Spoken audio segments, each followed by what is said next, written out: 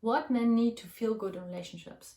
What I'm always drumming into my audience when I teach relationship skills is that for men, one of the most important needs is to feel respected in a relationship. And unfortunately, the way we live relationships now, modern age, this is very rarely the case. Very often, men get disrespected by their partners, meaning talked down upon, being treated like a child. A woman is constantly criticizing or nagging her man. This is all part of respect. And of course, that does not mean at all that women do not need to be respected, but for a man, this is really like the central value of a relationship, is to be respected. And think about in which position men are today. They have completely lost their role and what they used to build their self-esteem on, meaning they were the heads of households. They would lead the family, they would provide income. All of these things are slowly being taken away the last years, and men are really in this space where they're like, oh my gosh, what does it mean to be a man? Who am I? How am I still important in the families? And that's so important that we keep that in mind, because as a woman, you always have the choice. You can still make your man feel like he is so important to you. Of course he is. I mean, just by being with you, by contributing to your life. But many modern women do not understand that they have to compensate, because this natural self-esteem through being the provider is gone. So we have to now find new ways of bringing men into this masculine self-esteem again, where they feel good about what they bring to the relationship. So, and connected with this is that there are these unhealthy modern relationship dynamics between men and women. They have a lot to do with what we call the nice guy syndrome. So the nice guy syndrome is a new development of, let's say, the last 30-40 years, where men have become much more soft.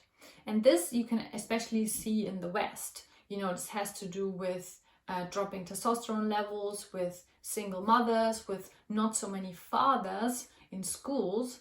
All of this leads to men that are actually behaving more like women. They have real problems to say no, they cannot assert themselves, and they are sort of like going more into this feminine energy. And what happens then is that in a lot of couples, you can see these dynamics because of this change, that men are becoming more and more feminine and women more and more masculine, like unhealthy dynamics are created. For example, there is the silent man and the hypercritical woman, when the woman is constantly nagging and criticizing and the man becomes really, really silent. Then there's also the victimized man and the hyper emotional woman, when woman cannot deal with her emotions and the man is just thrown around at all times. He doesn't set boundaries, and so he it's a very turbulent, dramatic relationship. Also, there's the smothering woman and the childlike man. Again, the woman treats her man just like a child, and he constantly stays in this and never asserts himself, but he also feels a lot of resentment. So as you can see, these are like modern dynamics. Back in the days, this didn't used to happen so much, because the roles were much more traditional and it was easier, essentially, But so what we gotta do to return back that men actually feel good in relationships is that, first of all, men need to understand their own masculinity and go into it, really embody their masculine essence. This starts with setting really good boundaries, telling others exactly what you want and don't want, laying down the law. It's also connected with acting out of integrity, being a man of your word. And then give yourself the respect that you want from others. Everything starts with self-respect. And then you can also tell others that you wanna be respected. This is one of your central values. Now, as women, how we can support men in this is, first of all, give them space to do their own thing. Do not treat them like children. Do not nag and criticize them constantly, but let them step up as a man, and that means give them space. Also, when you're talking, do not interrupt them so often. You know, very often women complain that men are not sharing, and this has a lot to do with because women have a style of communication where they interrupt a lot. But for men, this is actually hard because they need a bit more space to actually come out of their shell. So that also will make him feel like you respect him and you actually are really interested in him. And then, of course, at all times, you know, respect him.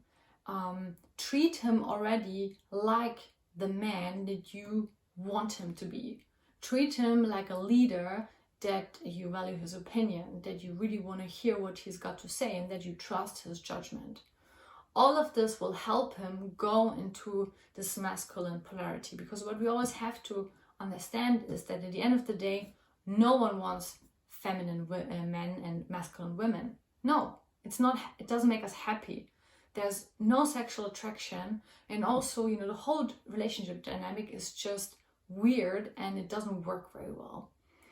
So for men to be happy in relationships, they gotta go back to their masculine role, and we as women can support them very well.